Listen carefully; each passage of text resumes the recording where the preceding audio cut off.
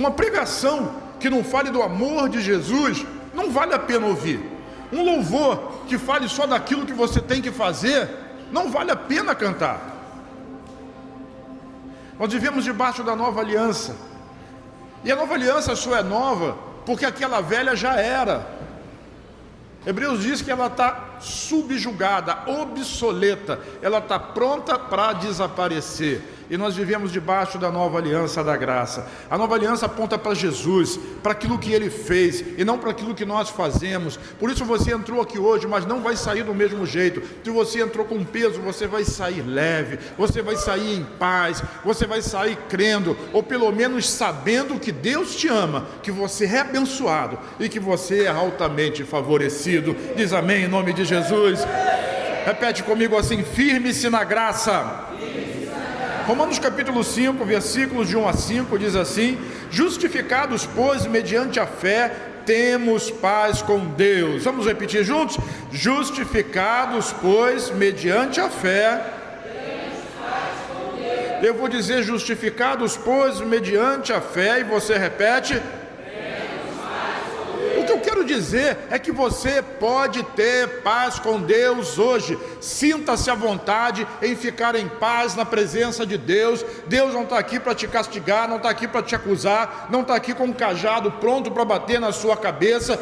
Isso não porque você seja uma pessoa extraordinária, o mais santo dos santos, nem o mais inteligente dos inteligentes, mas porque você creu em alguém que mudou a sua história. Por isso a Bíblia diz que nós somos justificados. A palavra justificados é uma palavra que está muito em voga no Brasil hoje, com uma versão um pouco diferente, que chama anistiado. Ou há um clamor de anistia. O que é anistia? É tornar um culpado inocente. Então Deus, Ele nos tornou inocentes diante dEle. Por quê? Porque pela fé nós cremos em Jesus. Não tem nada a ver com você, tem tudo a ver com Ele. Qual é a sua parte? Diga crer, diga eu creio. O versículo 2 então completa dizendo: nós somos justificados pela fé e temos paz com Deus por meio do nosso Senhor Jesus Cristo, por intermédio de quem obtivemos igualmente acesso. Diga acesso. Diga eu tenho acesso. Você tem acesso a quê? A Bíblia diz: você tem acesso a essa graça na qual estamos firmes. Mas esse acesso tem uma chave, e essa chave se chama fé. Igreja não vive de dinheiro, igreja vive de fé. Você não vive de dinheiro, você vive de fé. Você não é alguém que está procurando e correndo atrás de saúde, de prosperidade. Você vive de fé, porque quando você crê, todas essas coisas, a Bíblia diz lá na lei, hein, que todas essas bênçãos correrão atrás de você e te alcançarão. Você vai ser alcançado pela bênção de Deus hoje. Você vai sair daqui em paz. Então, por meio do nosso Senhor Jesus Cristo, por intermédio de quem obtivemos igualmente acesso pela fé a essa graça na qual estamos firmes e gloriamo-nos na esperança da glória de Deus. E não somente isso, diga assim: tem mais. Mas também nos gloriamos nas próprias tribulações. Quem se gloria na tribulação? Aquele que tem paz com Deus. Esse se gloria até no dia difícil. Nos gloriamos nas próprias tribulações, sabendo que a tribulação produz perseverança, e a perseverança experiência, e a experiência esperança. Ora, a esperança não confunde. Quantas pessoas vivem debaixo de uma esperança que não é bíblica, sonhando com algo que nunca vão ter, tocar em algo que nunca vão alcançar? Mas a esperança bíblica é a realidade de uma promessa de Deus, e nós não seremos confundidos naquilo que nós esperamos. Diz amém? A esperança não confunde. Por quê? Porque o amor de Deus, digo, o amor de Deus é derramado em nosso coração pelo Espírito Santo que nos foi outorgado. Deus declarou essa palavra sobre a nossa vida, e hoje, nesse dia, nós não vamos permitir mais que o rudimento da lei, os rudimentos da lei da vida antiga, do faça isso para receber aquilo, se você não cumprir isso, você não vai merecer aquilo. Ninguém jamais conseguiu cumprir todos esses mandamentos, e se nós alcançamos essa graça, esse favor, é porque Jesus alcançou no nosso lugar. Desista de tentar merecer, e hoje comece a desenvolver na sua mente o conhecimento, o entendimento de que você é salvo pela fé, é agraciado pela fé, é santificado pela fé, é prosperado pela fé. Tudo vem da fé, através da graça de Deus. Sabe, a Bíblia diz que quando Abraão e Sara se uniram, Isaac nasceu. Isaac é o filho da promessa. Diga, filho da promessa. Quantos têm uma promessa de Deus? A Bíblia tem mais de 7.000 promessas, querido. Uma delas é sua, 2 delas é sua, 300 delas são suas. Existe promessa para todos nós, mas a promessa só nasce. Isaac só vai nascer quando Abraão, diga Abraão. Abraão representa a fé. Quando Abraão se une a Sara, sabe, quando Abraão se une a Agar, quando Abraão se une à lei, quando Abraão se une à carne, nasce Ismael. Mas quando Abraão se une a Sara, nasce Isaac. Hoje, pela fé, você vai se unir a Sara, a graça, e a sua promessa vai ser concebida em nome de Jesus. Quantos estão comigo, digam amém. Amém. Por isso, firme-se na graça. Vire para quem está ao seu lado e diga: firme-se na graça. Porque igrejas enchem e esvaziam-se, porque células se enchem e se esvaziam, porque as pessoas, elas insistem em ser crentes na força do seu braço. Não dá. Você só pode ser crente na força do Senhor Jesus. Então renda-se à graça e firme-se na graça. Então hoje nós vamos ver, quando nós nos firmamos na graça, 3 coisas extraordinárias acontecem. A primeira delas é assim: eu tenho paz com Deus. Repete. Tem gente que paga fortunas para ter paz, e eu estou dando hoje de graça para você o segredo da paz que excede todo o entendimento. Firme-se na graça, firme-se em Cristo e receba essa paz. É muito comum na igreja nós saudarmos a igreja e dizermos assim: graça e paz. Quem já disse isso? Não existe paz sem...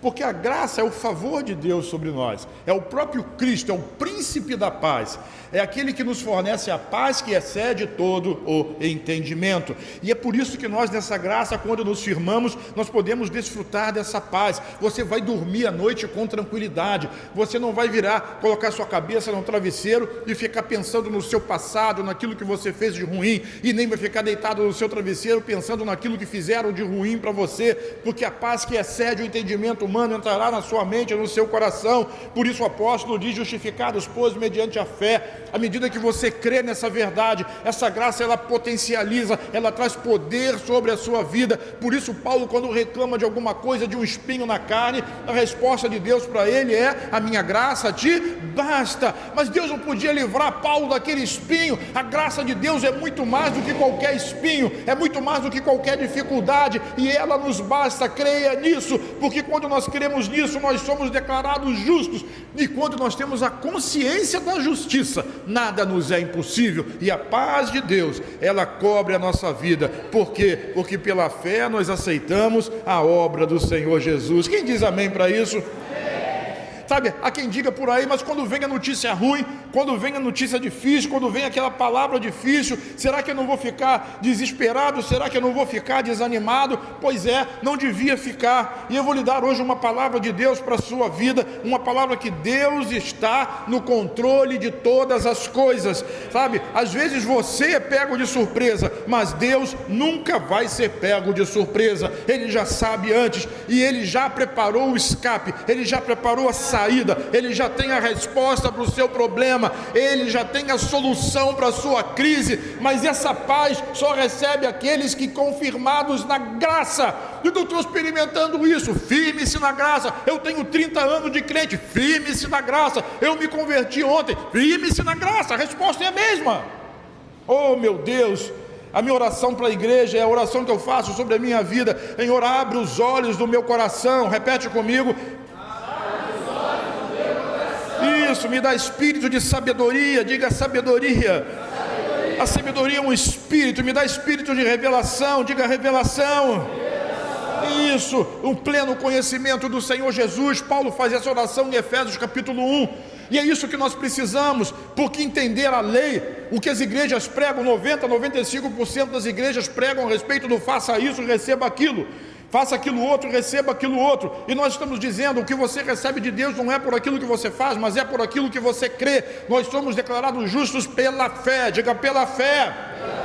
Isso, pela fé. Creia. creia que Deus está virando uma página na sua vida, creia que Deus está virando essa chave, está mudando a sua história, está mudando a sua vida. É isso que Deus quer fazer, mas essas coisas são alcançadas única e exclusivamente pela fé. Deus já resolveu o seu problema antes desse problema surgir, sabe? E essa paz é aquilo que Ele nos dá como garantia. Por quê? Porque o Espírito Santo habita dentro de nós. Aleluia. Romanos 5:1, vamos voltar ao texto. Justificados, pois, mediante a fé, temos paz com Deus por meio de nosso Senhor Jesus Cristo. Sabe, às vezes você está me ouvindo aí e está sendo movido por essa palavra, e é verdade, a pregação da palavra produz fé no coração, mas quando você sair daqui e for enfrentar a sua realidade, não desanime, não se desespere, continue firmes nessa graça, porque Deus vai lhe trazer o alento, Deus vai te trazer a resposta.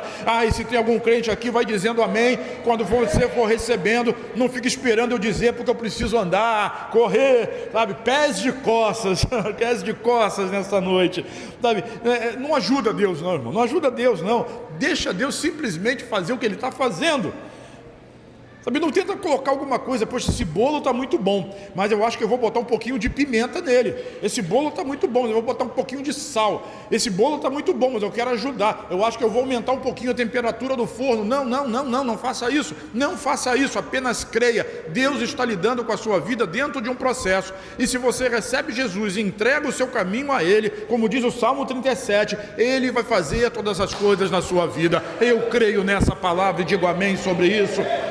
Mesmo que o mundo esteja desmoronando, a fé de Deus vai sustentar você. Diga, eu creio. Você vai continuar em paz, porque essa paz é fruto da fé na justificação de Cristo sobre nós. Uma segunda coisa que nós recebemos quando nos firmamos na fé é o revestimento. Repete, revestimento da glória de Deus.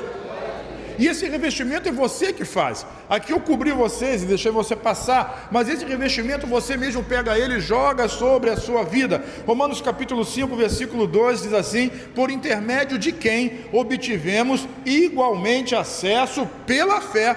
Percebeu que essa palavra pela fé, ela se repete em todos os versículos? Então eu vou dizer novamente, por intermédio de quem? Quem é esse quem que está no versículo anterior? Diga, Jesus. Isso, por intermédio de Jesus, obtivemos igualmente acesso, o mesmo acesso que nós temos à graça, que nos traz paz, nós também temos acesso à glória que nos cobre, sabe, não é uma coisa só, isso é amplo, isso é tremendo, é extraordinário. Então nós temos acesso igualmente pela fé, a graça na qual estamos firmes e gloriamo-nos na esperança da glória de Deus. O que é se gloriar? Se gloriar é tomar um banho de glória. Diga, banho de glória.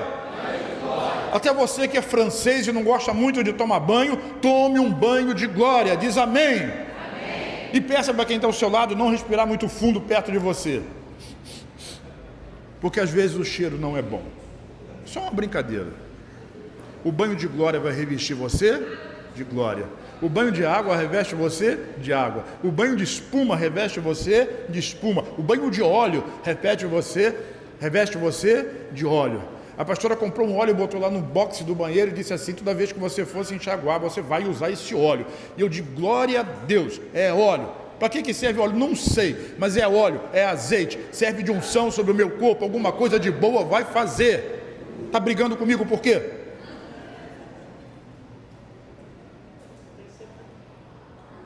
É óleo. É que ela está dizendo que eu sei para que serve. É um óleo para não ressecar a pele. Mas eu não estou nem aí para ressecar a pele. Eu estou aí porque o óleo representa a unção. E a unção vem sobre a minha vida. Aliás, acabou aquele treco lá, hein? Bota óleo lá. Ela bota óleo de soja lá. Não, esse não. É cheiroso, né? Glória a Deus. Revista-se de glória, toma um banho de glória. O que é tomar um banho de glória? É entrar no chuveiro do Espírito Santo e deixar a glória cair sobre a sua vida, sabe? Quando eu estou em paz, eu começo a me gloriar, mesmo que eu não tenha motivos naturais, mas isso é demais. Mesmo que você não tenha razão nenhuma para se gloriar, para tomar um banho de glória, você tem a fé nas promessas de Deus que vem sobre a sua vida. Glorie-se nisso. Pela fé eu me encho da glória do Senhor, eu tomo um banho da glória. Como é que eu faço isso? Adorando a Deus. bota música lá no seu celular, no YouTube, seja lá onde for, comece a adorar a Deus, comece mesmo que você não tenha vontade, mesmo que aquela música não diga nada a você, mas procure uma música que fale de Jesus, que fale da graça de Cristo, do poder de Jesus sobre a sua vida. Duvido que esse nome não vá quebrar o jugo que está sobre você, e aí você começa a tomar um banho de glória, depois começa a orar em línguas, e faça isso e continue fazendo. E quando eu não oro em línguas ainda, se não ora, vai orar hoje em nome de Jesus, porque essa bênção é para quem é crente. Então, e depois comece a confessar a palavra. Tem um texto hoje de manhã, eu acordei mais cedo porque ontem eu dormi cedo. Eu dormi 9 e pouca ontem. Eu nem lembro qual foi a última vez que eu deitei 9 e pouca. Esse fim de semana me quebrou. De quinta-feira para cá. E eu levantei mais cedo porque eu precisava repassar a mensagem para pregar no culto da manhã, às 10 horas. E eu estava sentado lá na sala e estava com o meu iPad aqui lendo e meditando e orando. E daqui a pouco passa, eu ouço pela janela alguém falando assim: bendize a minha alma ao Senhor e tudo que há em mim bendiga o seu santo nome. Bendize a minha alma ao Senhor e não te esqueças de nenhum dos seus benefícios.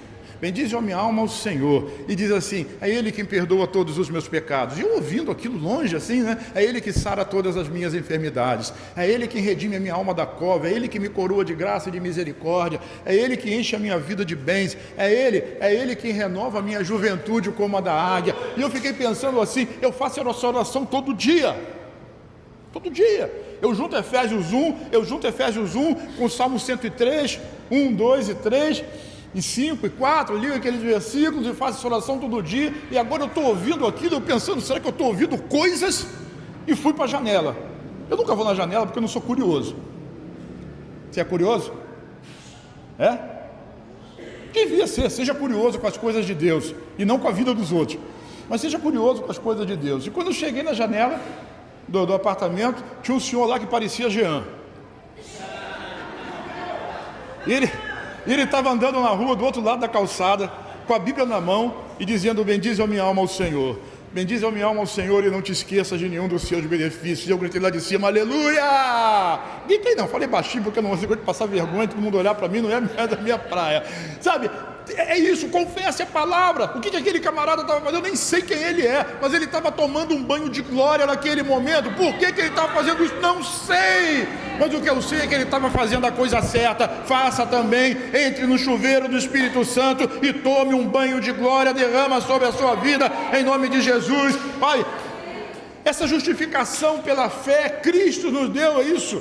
Quando nós nos firmamos na graça, nós temos a paz com Deus e nós temos a possibilidade de nos gloriar, de tomar um banho com a glória de Deus. Aleluia! Coisa extraordinária, que da sua boca nunca sai uma palavra de murmuração, mas que da sua boca sai uma palavra de glória. Diga glória a Deus.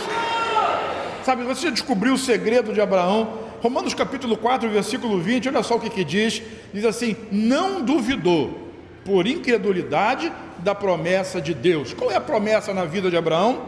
A promessa na vida de Abraão não era simplesmente que ele herdaria a terra, mas é que era a sua descendência herdaria a terra. Mas para que a descendência dele herdasse a terra, para que Deus pudesse fazer atos proféticos com ele, como por exemplo, está vendo a areia?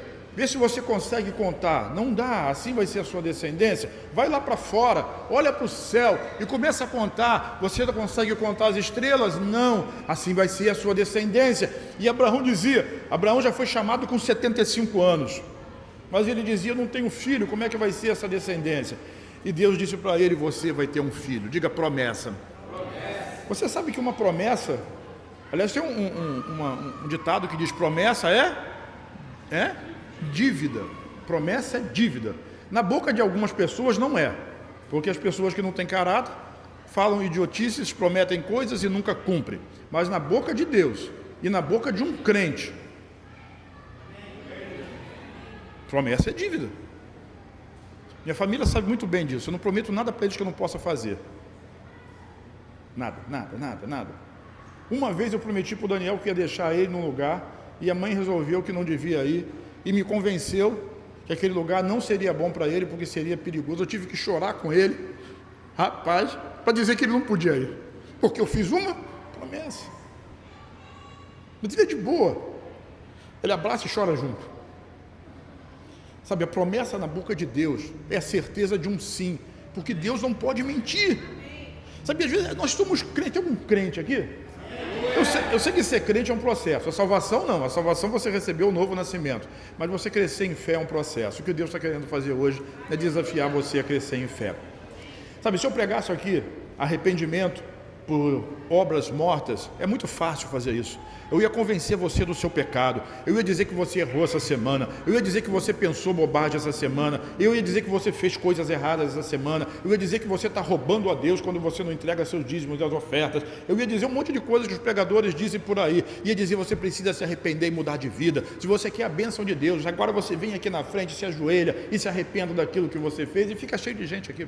As pessoas gostam de ouvir isso, mas essa não é a mensagem do Evangelho. A mensagem do Evangelho é que Deus perdoou você, é que Ele te aceita do jeito que você está. E quando você vai fazer alguma coisa de bom para Ele, é porque Ele amou você primeiro. Diz amém. Então, se gloriar nisso, essa é a glória de Deus no Evangelho, essa é a pregação da graça, é disso que nós estamos falando, sabe, não é ficar murmurando, não é ficar reclamando, e a pessoa quando confia em si, confia na carne não é pecado sexual, não, irmão, isso aí é só obra da carne é você confiar em você mesmo, para algo que você não pode fazer, você não pode gerar paz no seu coração, você não pode se gloriar em você mesmo, precisa de Jesus, precisa da graça de Cristo, então dá fim nessa carne e viva dependendo do Espírito Santo, viva no descanso. E sabe, Abraão entendeu isso e ele creu na promessa. Não duvidou sabe, às vezes a gente não recebe, porque a gente duvida por causa da incredulidade. Nós somos ocidentais, eu digo sempre isso, nascemos no Brasil, nós gostamos de fast food, coisas rápidas, respostas rápidas. Ninguém tem paciência com o presidente, com o prefeito, com o governador, com o deputado, ninguém tem paciência com o treinador de futebol, ninguém tem paciência com coisa nenhuma.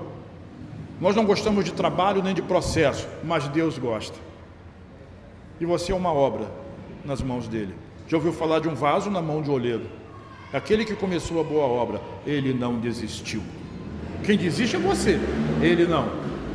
Abraão levou 25 anos para receber essa promessa, mas olha o que ele diz, não duvidou por incredulidade.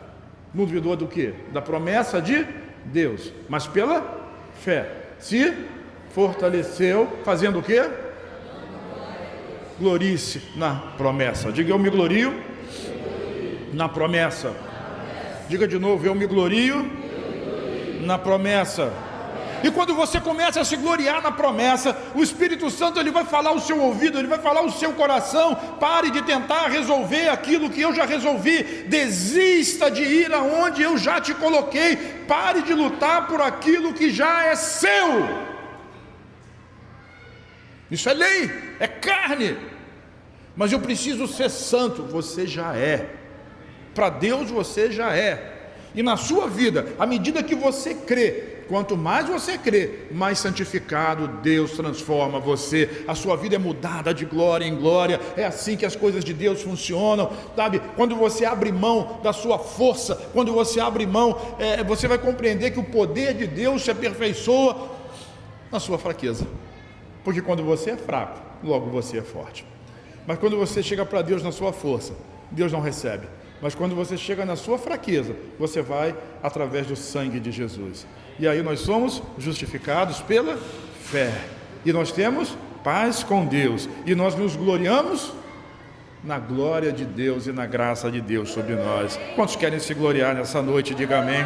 Você vai mudar sua forma de falar, os seus lábios agora não vão fazer reclamação nem murmuração, agora você vai aprender a falar para a montanha, porque a montanha vai sair de um lugar e vai para o outro, você vai aprender a falar sobre a tempestade, você vai aprender a falar sobre a doença. Sabe o que Paulo quis nos dizer? É que nós devemos nos gloriar, não na esperança da doença, não na esperança do pecado, mas na esperança da glória de Deus. Nós somos mudados e transformados, nós nascemos de novo, então comece a gloriar-se por antecipação. Enquanto você não vê o mar se abrir, enquanto você não consegue atravessar, enquanto você não consegue chegar do outro lado, comece a se gloriar, porque o mar vai abrir, e quando você chegar do outro lado, você vai se gloriar e vai cantar junto com Miriam, vai bater os tamborins e vai dar glória a Deus. Diz amém. Nós comece a fazer isso agora. porque isso é uma atitude de fé. Eu não estou vendo, mas vai chover. Eu não estou vendo, mas Deus está virando o tempo. Eu não estou percebendo, mas Deus já está fazendo uma obra. Deus é assim. Quanto mais nós nos gloriamos nele, mais poder de Deus é liberado sobre nós. Tem algum crente aqui? Firmo na graça, eu aprendo a lidar com as tribulações. Olha, eu vou dizer algo para você. Você não precisa aceitar na sua vida coisas como doenças, pobreza, esse tipo de coisa não vem de Deus. Mas Deus permite que nós passemos por tribulações. Tribulação é uma coisa que o crente não consegue escapar delas. É como Paulo diz: Senhor, tem um espinho na carne. Pediu 3 vezes e Deus disse: a minha graça te basta. Firme-se na graça para você aprender a lidar com tribulações, porque essas fazem parte da nossa vida. Então tome cuidado, preste bastante atenção. Olha, eu vou dizer para você de novo, preste bastante atenção. Romanos capítulo 5, versículos 3 e 4. Paulo diz assim: e não somente isso, mas também nos gloriamos nas próprias... Repete, nos gloriamos nas próprias tribulações, sabendo que a tribulação produz e a perseverança e a experiência, esperança. É diferente. Isso significa que no meio da tribulação eu vou me firmar na graça e vou me gloriar no Senhor. Por que eu me glorio? Por que Paulo diz isso? Porque em torno dessa glória, desse banho de glória, ele sabia de alguma coisa. Ele tinha uma informação privilegiada, ele sabia de alguma coisa. O que Paulo sabia? Vamos voltar ao texto. O versículo 3 diz assim: e não somente isso, mas também nos gloriamos nas próprias tribulações. Qual é a próxima palavra? Sumiu. A próxima palavra é sabendo. Diga sabendo. Sabendo.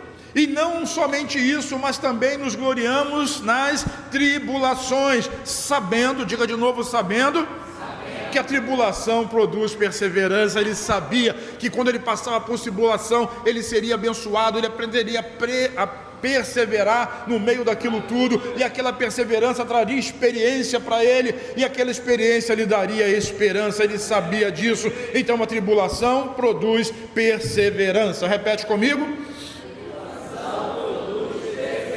Então, ao me gloriar no Senhor, vai nascer perseverança no meu espírito. Quanto mais eu louvar, quanto mais eu me firmar na verdade, quanto mais eu me firmar na graça, mais perseverança eu vou ter no meio do problema e no meio da tribulação. Por quê? Porque quando nós nos gloriamos, nós tomamos um banho do Espírito Santo. O nosso homem espiritual, ele é fortalecido, e todas as coisas agora vão estar debaixo dele. Você não vai ser derrotado. Diga: não sou. Ao contrário, você vai discernir todas as coisas. O Senhor está construindo, Ele está construindo uma estrutura de fé dentro de você. Dentro de você, acredite nisso. Eu vou repetir: o Senhor está construindo uma estrutura de fé dentro de você. Dentro de você, que nada nem ninguém vão fazer retrocedê-lo. Você não vai voltar atrás, porque Deus está trabalhando em alicerces poderosos de fé. E porque depois que você passa por determinadas tribulações, a incredulidade que habitava na sua carne, ela vai ter que dar espaço à fé. Isso, a fé que habita no seu espírito. A sua carne diz: não tem jeito, mas a fé que nasce no seu coração diz: Jesus já cuidou desse problema. E a tribulação vai trazer experiência para você. Sabe, a incredulidade, irmão, a incredulidade é o governo da carne, é o governo do homem.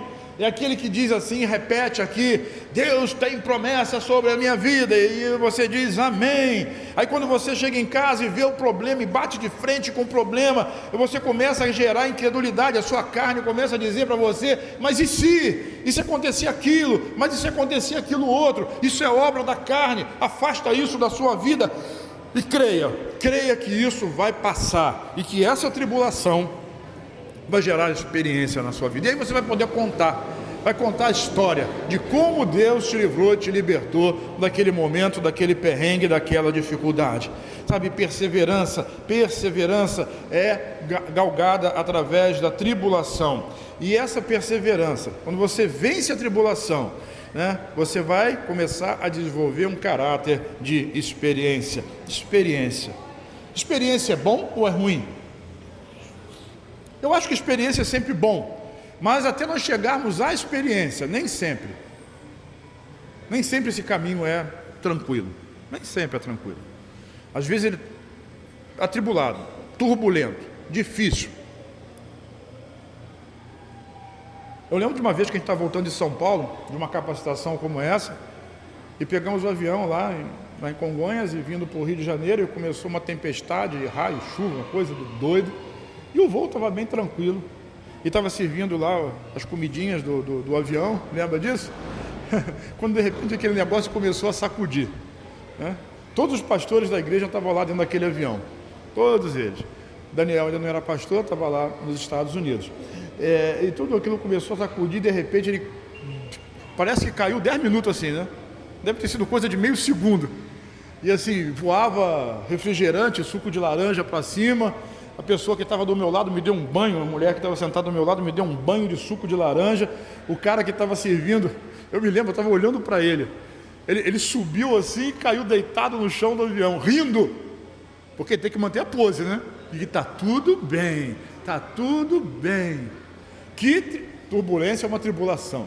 Oh, meu Deus. E nós tínhamos sido ministrados, Leão, naquela capacitação em São Paulo, o pastor Luiz estava ensinando todo mundo a fazer o quê? Orar em línguas. Olha, você acha que aquele avião não começou a ouvir e a mulher que estava do meu lado estava apavorada. Eu falei para ela, querida, vai ficar tudo bem, tudo bem, tudo bem. E o piloto fala, afivelem os seus cintos, porque nós estamos numa zona de tribulação, turbulência, é a tribulação, turbulência severa. Aí alguém pensa assim, agora que ele avisa isso? Sabe, tem turbulência na vida que a gente não espera, nem o piloto esperava por aquilo, que ele só avisou depois.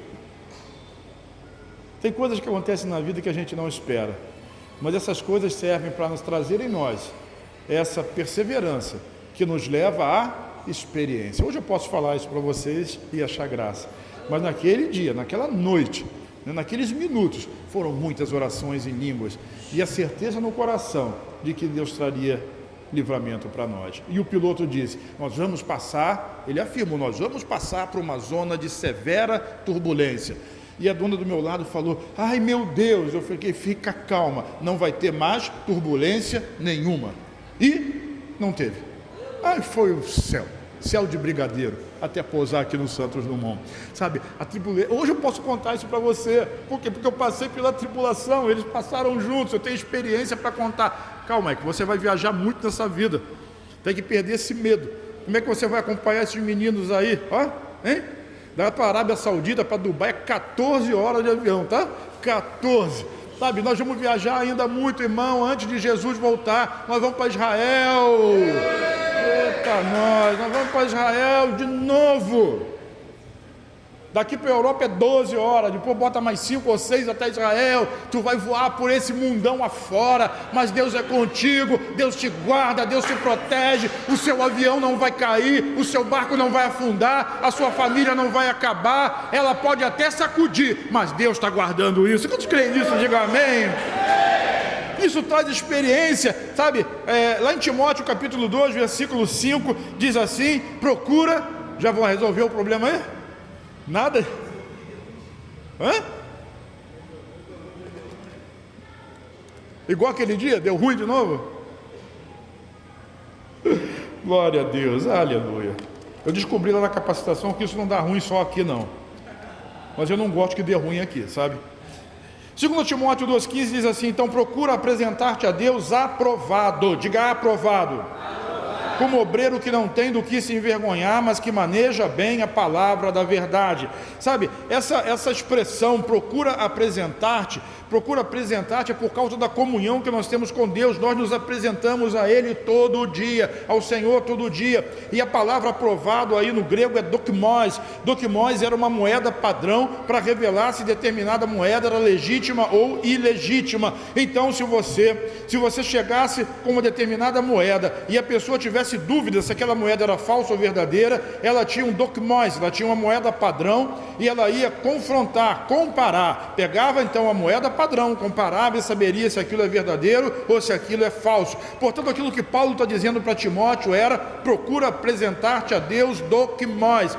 Doquimós como padrão, varão aprovado, obreiro aprovado. Para quê? Para que as pessoas olhem para você e percebam que é a mesma coisa que olhar para Cristo, vejam a mesma coisa. Ué, que isso? Como é que é seu nome? Jesus. A pessoa vai achar que é Jesus.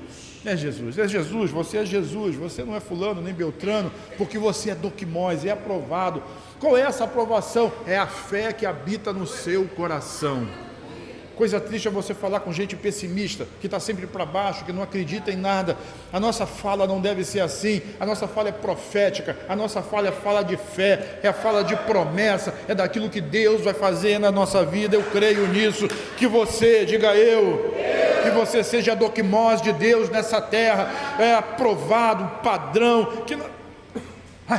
Até engasguei. Vamos voltar. Então que você seja doquimós de Deus nessa terra, na sua saúde, nas suas finanças, no seu casamento, na sua família, no seu ministério, nas batalhas da sua mente, nas batalhas com as suas emoções, nos momentos em que parece que você está patinando e não consegue sair do lugar. Deus vai te dar forças, e essa corrida contrária que está te empurrando para trás não vai prevalecer sobre a sua vida, porque você é um varão aprovado. Na tribulação você perseverou, e na perseverança você ganhou experiência. E agora é muito mais do que isso. Quando alguém estiver patinando do seu lado, você vai poder segurar a mão dessa pessoa e dizer assim: vem comigo, você vai passar por esse mar terrível. Diga: eu creio. É disso que eu estou falando. Firme-se na graça e receba a paz. Firme-se na graça e glorie-se no Senhor. Toma um banho da glória, e mesmo no tempo da tribulação você vai continuar glorificando a Deus. Diz amém. Sabe, essa palavra que a gente prega, a palavra que nós pregamos, por que prega a palavra? Porque a palavra produz fé. A fé vem pelo ouvir a pregação da palavra de Deus. A palavra produz fé, e quando nós recebemos essa palavra, nós saímos daqui cheio de otimismo, cheio da glória, sabe, crendo que todas as coisas vão acontecer. Mas quando a gente chega em casa e vê a dificuldade, vê o problema, vê a realidade, às vezes essa fé que era tão grande, ela desfalece. Apocalipse capítulo 10, versículo 10, diz assim: tomei o livrinho na mão do anjo e o comi, na minha boca era doce. Diga: doce como mel. Mas depois que eu comi, aquilo ficou amargo no meu estômago. Sabe, a palavra de Deus é assim. Ela aparentemente, no primeiro momento, ela é muito gostosa, mas depois você vai precisar perseverar nela, porque quando a dificuldade vem, a única coisa que vai te sustentar é ela. Parece que o seu estômago está amargo, parece que a sua vida está difícil, mas quando você persevera na palavra, na promessa, as coisas vão acontecer na sua vida da forma como Deus prometeu. Ele prometeu, Ele não é homem para que minta, nem filho do homem para que se arrependa, e em cada uma das suas promessas nós temos o sim. Diga: sim. O sim é dado por Jesus, e nós declaramos amém sobre cada uma das promessas de Deus sobre a nossa vida. E essa experiência traz para nós esperança.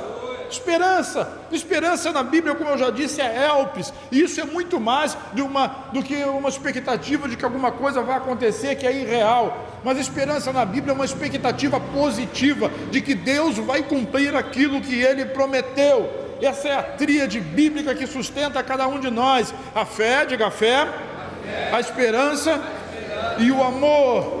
Essa é a base é o amor de Deus em nossos corações, é a fé que nós temos de que Ele nos amou primeiro, e a esperança que nós temos de que cada promessa dEle vai se cumprir na nossa vida. Diz amém. Glória a Deus, isso é extraordinário. Então a experiência, ela produz essa esperança, e essa esperança, ela não é vã, ela não é à toa, não é uma promessa vaga. Muita gente se decepciona com a igreja porque não vê a coisa acontecer, mas eu estou lhe dizendo, às vezes acontece na hora, às vezes não acontece. É preciso ter essa fé trabalhada, ouvir hoje, crer amanhã, e crer de novo, e passar pela tribulação e suportar.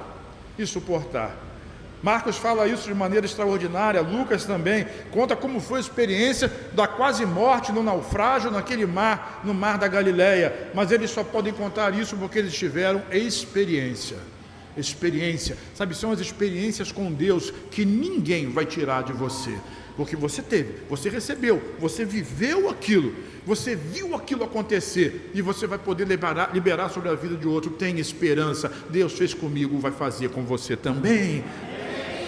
capítulo 5, versículo 5 de Romanos diz assim, e nós estamos caminhando para o final, diz: graças a Deus.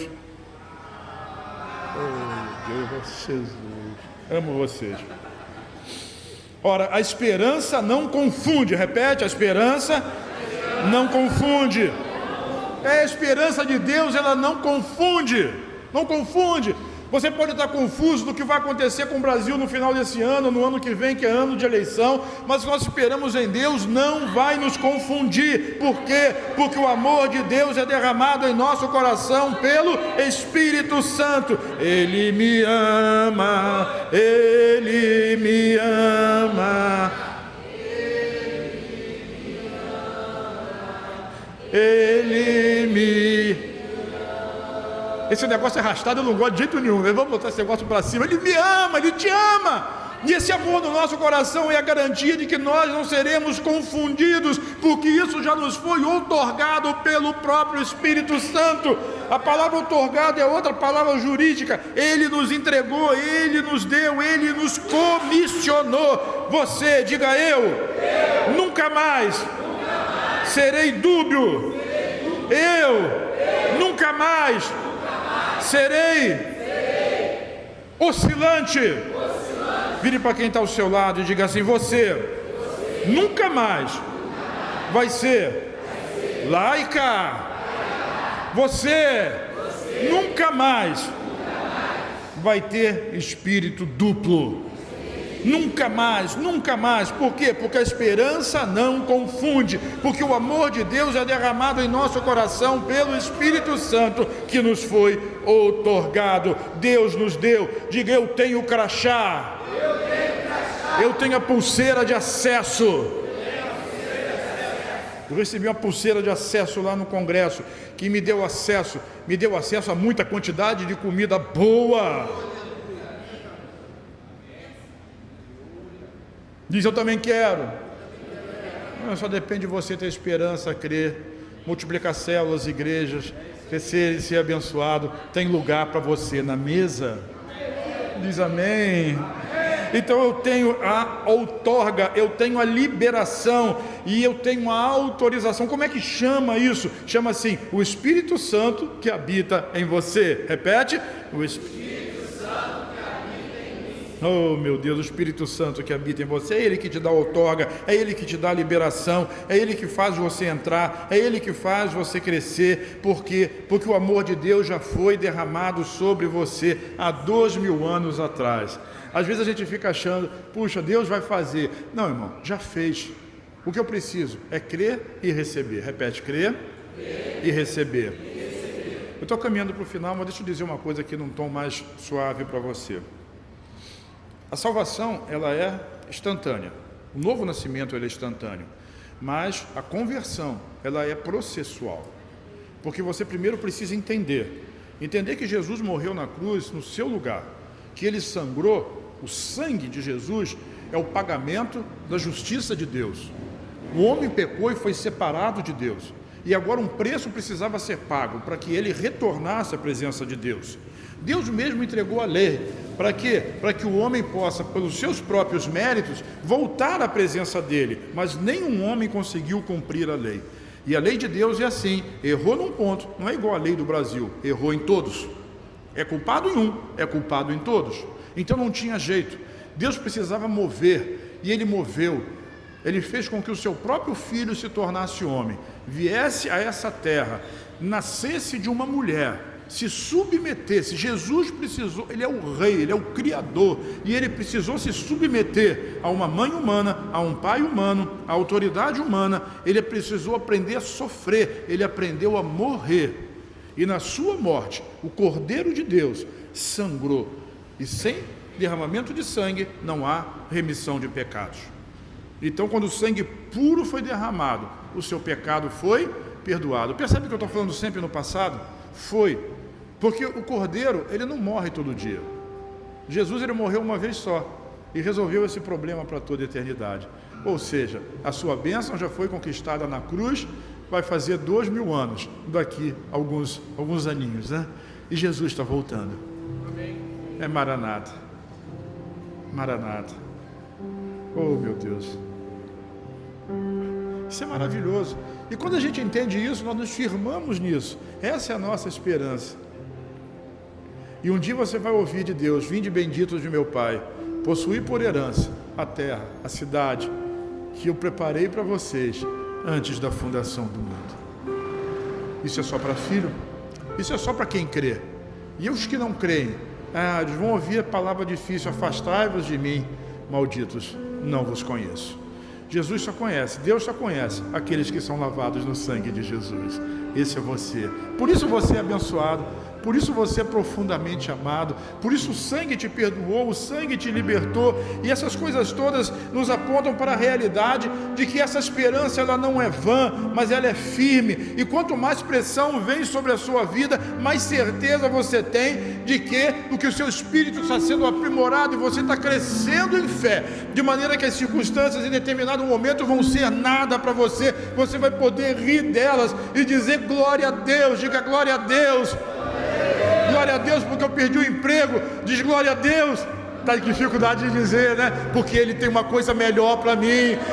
Glória a Deus. Sabe, você que está passando por uma enfermidade, talvez uma enfermidade que o médico tenha dito: olha, você vai ter que tomar remédio o resto da sua vida, isso não tem jeito. Sabe o que Deus está dizendo para você? Esse não é o final da sua história, eu só estou preparando um testemunho. Isso é uma oportunidade. Você vai ser curado e vai ser levantado no nome de Jesus, porque Ele já levou as nossas enfermidades e a sua história vai ganhar o mundo. Diz aleluia. A sua história vai ganhar o mundo. Por quê? Porque Deus, Ele é o restaurador. Então nós vamos ter esperança na promessa. Repete comigo assim para nós concluirmos. Diga perseverança.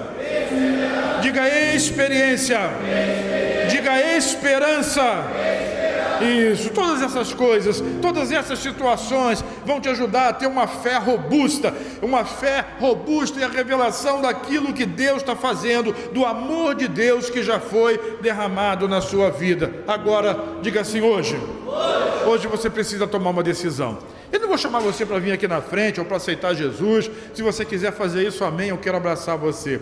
Mas para você, mesmo você que é crente ou que não é, para você que é membro dessa igreja ou não, está nos visitando hoje, eu quero dizer para você: firme-se na graça, abandone a lei, abandone a carne, abandone os seus méritos, desista disso, firme-se na graça, dependa do Senhor. É Ele que vai te abençoar, é Ele que te trouxe até aqui e é Ele que vai te levar até aquele lugar. Então, nunca, diga nunca baixe as suas mãos, nunca desista, nunca retroceda, nunca deixe de tomar o banho da glória de Deus, nunca deixe de glorificá-lo, porque o preço está pago e a sua salvação está estabelecida. Quantos creem, digam amém e fiquem em pé, em nome de Jesus.